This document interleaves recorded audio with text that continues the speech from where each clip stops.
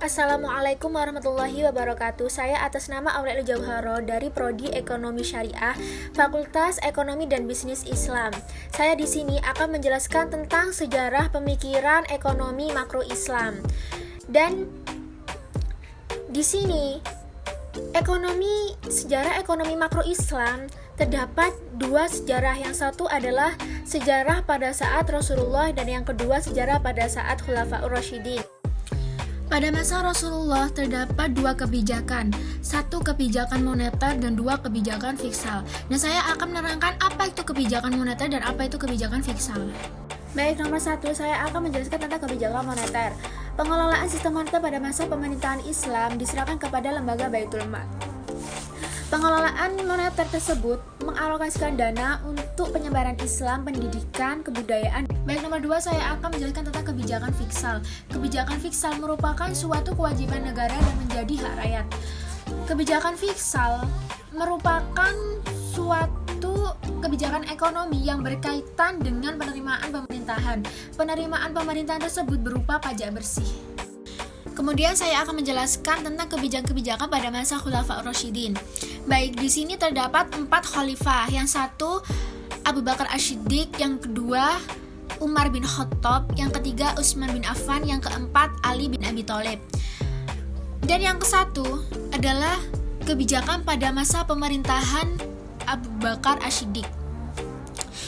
Abu Bakar As-Siddiq adalah sahabat Nabi yang paling dekat dengan beliau. Dan pada masa pemerintahan Abu Bakar berlangsung dengan sangat baik, dengan berhasil mengatasi nabi palsu dan berhasil mengatasi orang-orang yang murtad dan juga orang yang pembangkang zakat. Dan kemudian yang nomor 2 adalah kebijakan-kebijakan pada masa pemerintahan Umar bin Khattab. Kebijakan pada masa Umar bin Khattab itu terdapat 6 kebijakan. Yang nomor 1 adalah pendiri Baitul Mal, yang nomor 2 kepemilikan tanah, yang nomor 3 pajak, yang nomor 4 sedekah dari non-muslim, yang nomor 5 membuat mata uang sendiri, yang nomor 6 mengganti dinar yang berasal dari Persia. Dan kemudian yang nomor 3 adalah kebijakan-kebijakan pada masa Utsman bin Affan.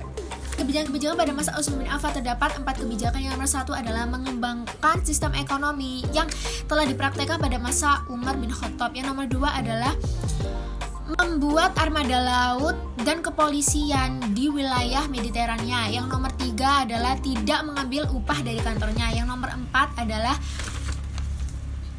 mempertahankan sistem bantuan. Kemudian yang terakhir adalah kebijakan-kebijakan pada masa Ali bin Abi Thalib. Kebijakan-kebijakan pada masa Ali bin Abi Thalib terdapat 5 kebijakan. Yang nomor 1 adalah melakukan gebrakan dan kebijakan politik dengan cara penegakan hukum secara masif. Yang nomor 2 adalah memecat gubernur yang korupsi pada masa Umar bin Khattab. Yang nomor 3 memfungsikan kembali Baitul Mal. Yang nomor 4 menetapkan pajak kepada pemilik hutang 4.000 dirham. Yang nomor 5 adalah memperbolehkan Ibnu Abbas untuk mengambil zakat sayuran segar untuk dibuat bumbu masakan. Baik, sampai sini saja video presentasi saya. Saya akan akhiri. Apabila ada kesalahan kata, saya mohon maaf. Wassalamualaikum warahmatullahi wabarakatuh.